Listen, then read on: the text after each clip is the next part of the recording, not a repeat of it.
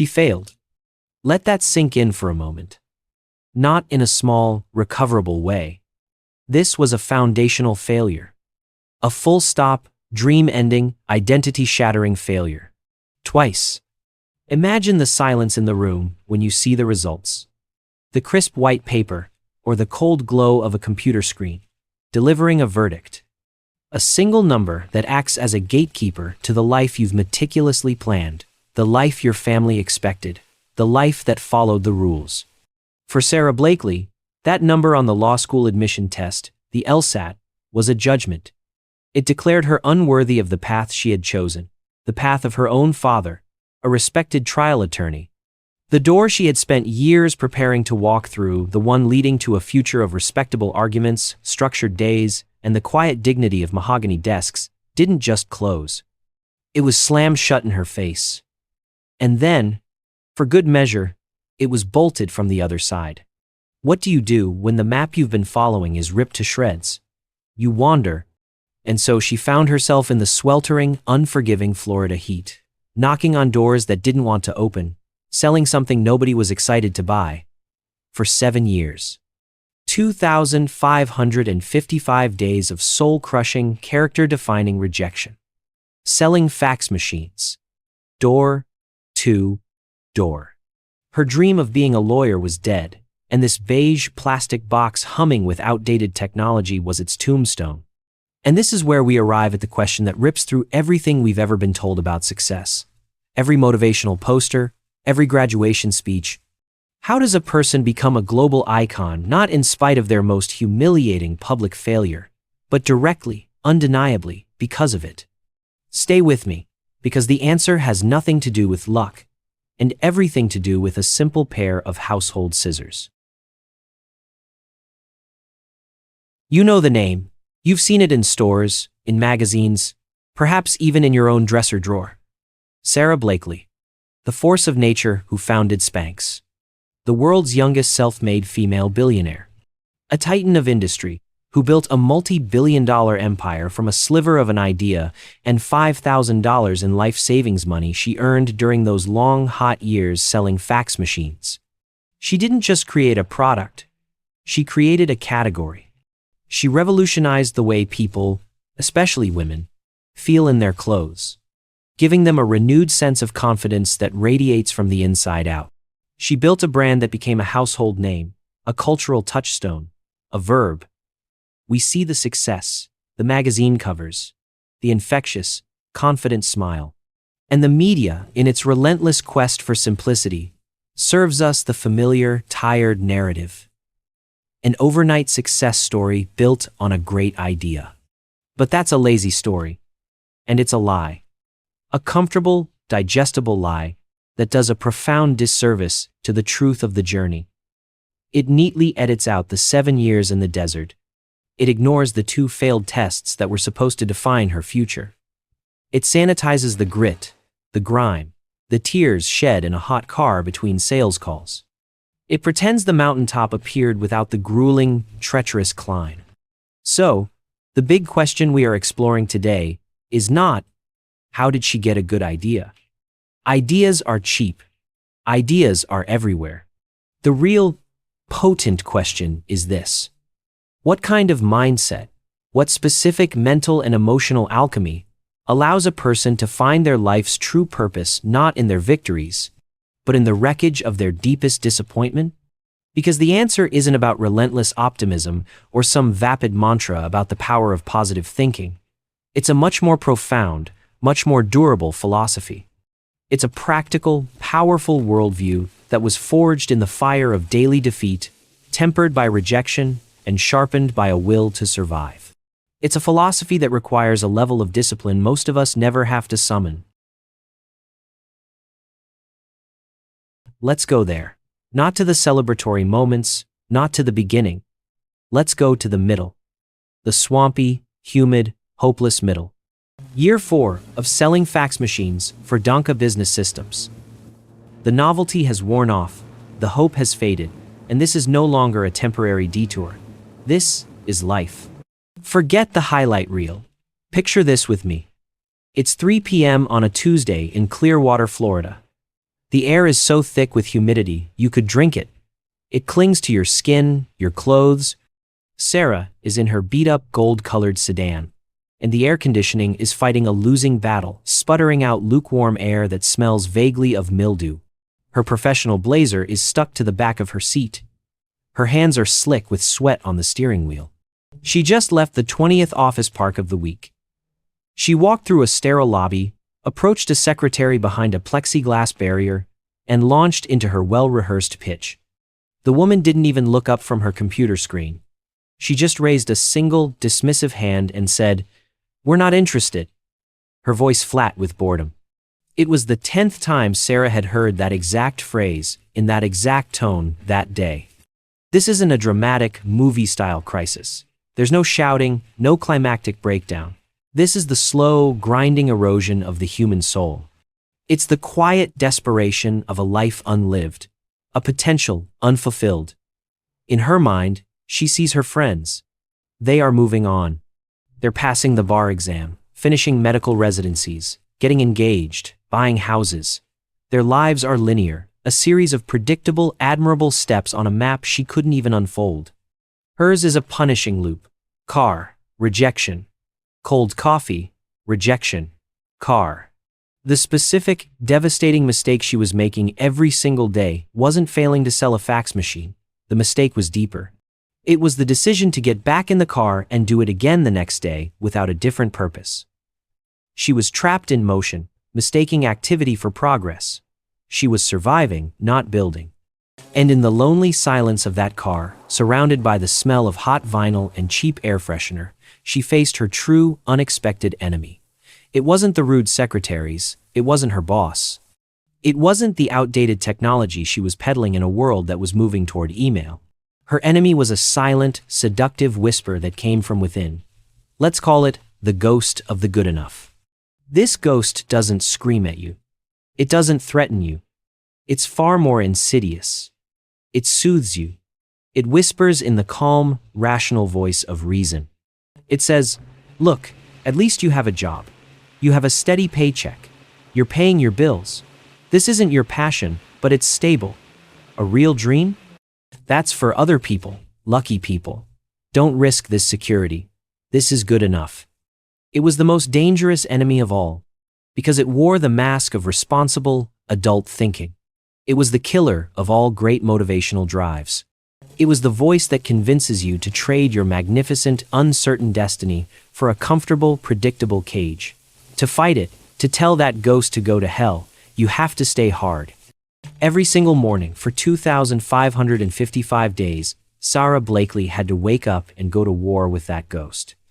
It was an unseen, unglamorous battle fought in parking lots and lobbies and on lonely stretches of highway. And that war, that grueling, invisible conflict, was the most important training of her entire life. It was a masterclass in resilience, a PhD in persistence. So, what's the lesson here? The typical self-help guru or podcast host would tell you, never give up, hustle harder, outwork everyone. That's not it. That's surface-level advice. It's incomplete. The real lesson, the one that changes the game, is this. Your greatest obstacle is not your limitation. It is the bespoke, custom-designed training ground for your destiny. Let that idea settle in your bones. The universe isn't punishing you with obstacles, it's training you. The misery of selling fax machines wasn't the barrier to her success. It was the path. It was her personal dojo. Every door slammed in her face was a lesson in emotional armor. Every condescending dismissal was a chance to practice grace under pressure. Every single no was a callus being formed on her spirit, making her tougher, stronger, more resilient. She was enrolled in a masterclass for entrepreneurship and didn't even realize it. She learned in the most direct way possible how to handle rejection. She learned how to be persuasive when no one wanted to listen. She learned how to walk into a cold room, assess the situation, and command attention. She learned how to hear no 1,000 times and still believe in the possibility of a yes. The deeply counterintuitive truth is this. She needed to fail at law school. She needed those 7 years of professional hell. Without them, the first time a grizzled, skeptical hosiery mill owner in North Carolina told her, "Lady, this is the dumbest idea I've ever heard," she would have crumbled. She would have believed him. But after 7 years of fighting, the ghost of the good enough, that no was just noise. It was just another Tuesday. Later in life, she would express this profound realization. She was deeply, unreservedly grateful for that painful journey. It was the ultimate course in self-development, and the tuition was paid in sweat and tears. Now, let's rewind. To the moment that changed everything. It wasn't in a boardroom. It wasn't in a business incubator.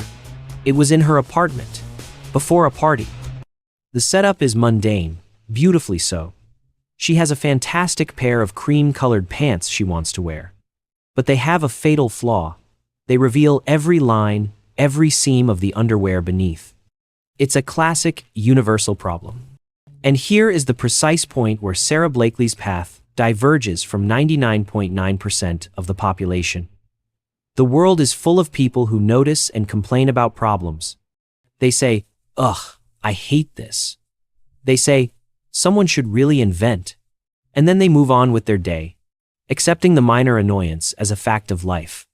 They wait for a corporation, an inventor, an external force to provide a solution. This is where Sara's core philosophy took control. She didn't wait for permission. She didn't write a 50-page business plan. She didn't conduct market research or form a focus group. She didn't ask for validation. She walked to her dresser, took out a pair of control-top pantyhose, and grabbed an ordinary pair of scissors from a kitchen drawer. And with one simple, crude, brilliant act, snip, she cut the feet off. In that unglamorous, practical act, she solved her own problem. She wasn't trying to start a business empire. She was trying to look good for a party. And this is the nucleus of her genius, the seed from which the entire Spanx empire grew, the relentless, unapologetic pursuit of the self-created solution. Her mindset wasn't, "How do I build a billion-dollar company?" It was, "How do I fix this, right now, for me?" This intensely purpose-driven attitude is the engine of all true innovation. No committees, no bureaucracy, no excuses. This way of thinking, this abundance mindset where solutions are everywhere if you're just willing to pick up the scissors and act, was born directly from those 7 years of having no control. When your entire day is dictated by the whims of strangers, you become obsessed with the small pockets of your life where you do have agency. She couldn't control getting a yes for a fax machine, but she could absolutely control the architecture of her own underwear drawer. But let's not deify her. It's crucial, for our own self-development, to see our heroes as whole, complex humans. Let's apply the flaw spotlight method. Even today, as a celebrated billionaire and public speaker, Sara Blakely openly admits to a crippling fear of flying. This isn't a casual dislike, it's a genuine phobia.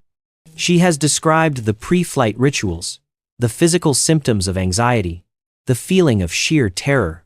The woman who fearlessly cold-called her way into a meeting with Neiman Marcus, who built a global brand from scratch with no business degree, still feels that cold knot of panic when the cabin doors close. Why is this so important? Because it reminds us that courage is not the absence of fear. It is the daily discipline of acting in spite of it. Her success didn't magically erase her human vulnerabilities. This makes her real. It proves that even at the pinnacle of success, the human journey, the healing journey, is never truly over. To get on that plane for a business meeting, she still has to stay hard and face her fear every single time. So how do we make this real for us? How do we take this incredible story and turn it into a tool, a framework for our own lives? Let's codify her method. Let's call it the scissors formula. This isn't about starting a business. It's about breaking the pattern of passive acceptance in any area of your life. 3 simple, powerful steps. Identify your cream-colored pants. I want you to think, right now, what is that one specific, nagging problem in your life? that you constantly complain about, even if only to yourself. It doesn't have to be a world-changing problem. In fact, it's better if it's not. I can never find a healthy lunch spot near work and always end up eating junk. My morning routine is a chaotic mess that leaves me stressed. This specific drawer in my kitchen is a disaster and I can never find anything. Stop waiting for the world, your boss, or a magical burst of study motivation to solve it. Name it. Grab the mental scissors. Now, what is the smallest, crudest, most immediate action you can take to solve that problem for yourself? Not the perfect, long-term, elegant solution. The right now, scrappy solution. Don't research meal prep. Just pack a sandwich for tomorrow. Don't design a new morning routine. Just lay out your clothes tonight before you go to bed. Don't reorganize the entire kitchen. Just take 5 minutes and fix that one drawer. This is about making a cut. Taking one decisive action that breaks the cycle of overthinking. It's about embracing imperfect action over perfect inaction. It answers the question, how bad do you want it? Wear it to the party. Test your scrappy solution in a low-stakes environment. See how it feels to eat your sandwich. Enjoy the 5 extra minutes of calm in your morning. Find the spatula instantly. The goal isn't to launch a product or change your entire life overnight. The goal is to prove a profound truth to your own subconscious. You are not a passive victim of your circumstances. You are an agent of change in your own life. This tiny shift in mindset is the ultimate motivational driver. It's the first step in any meaningful personal development. It's how you start building a life of smart goals and real results. At the very beginning of this episode, I asked a question. How does a person become an icon, not in spite of their failure, but because of it? Now we know the answer. The 2 failed LSATs were not the end of her story. They were the explosive, messy, unconventional beginning. It was the universe grabbing her by the shoulders and screaming, with love and urgency, "Wrong way, your destiny is not here." The failure wasn't a punishment, it was a divine redirection. It was a precious gift, wrapped in the ugly paper of humiliation and disappointment. Because follow the chain of events. Without that failure, there are no 7 years selling fax machines. Without those 7 years of brutal real-world education, there is no bulletproof resilience. There is no mastery of the word no. And without that resilience, the first, second, or 10th no from a manufacturer or a department store buyer would have ended the Spanx story before it began. Her failure was the secret ingredient. It was the entire foundation. The girl who was told no by the legal profession learned to stop asking for permission altogether. The woman who was forced to knock on closed doors for a living learned exactly how to kick open the ones that mattered. She had to stay hard through that experience to build the emotional and mental fortitude she would need to change the world. And so, the ultimate lesson from Sara Blakely's journey isn't about shapewear. It's not about becoming a billionaire or getting your face on a magazine. Those are just the byproducts. The real lesson is about the profound, soul-settling peace that comes from embracing your messy, non-linear, imperfectly beautiful path. It's about learning to be deeply, unreservedly grateful for the detours, the failures, and the scars. Because you finally understand they were never obstacles. They were the curriculum. They were the whole point. True success is not the absence of problems. It is the unwavering belief in your own power to create solutions. It's the discipline to focus on yourself, on your own agency, when the world tells you to wait your turn. It's the abundance mindset that knows that even within failure, there is a lesson, a gift, a reason, a step forward on your own unique spiritual journey. It is the highest form of self-development. So, I'll ask you one last time.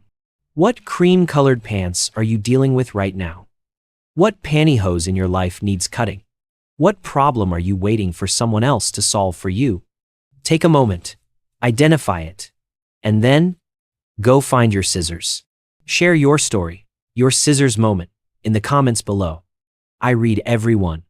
And if this resonated with you, Subscribe for more motivational stories that go beyond the surface. This is more than a podcast. It's a community dedicated to forging our own uncharted paths. This is the Uncharted Path. Thank you for listening.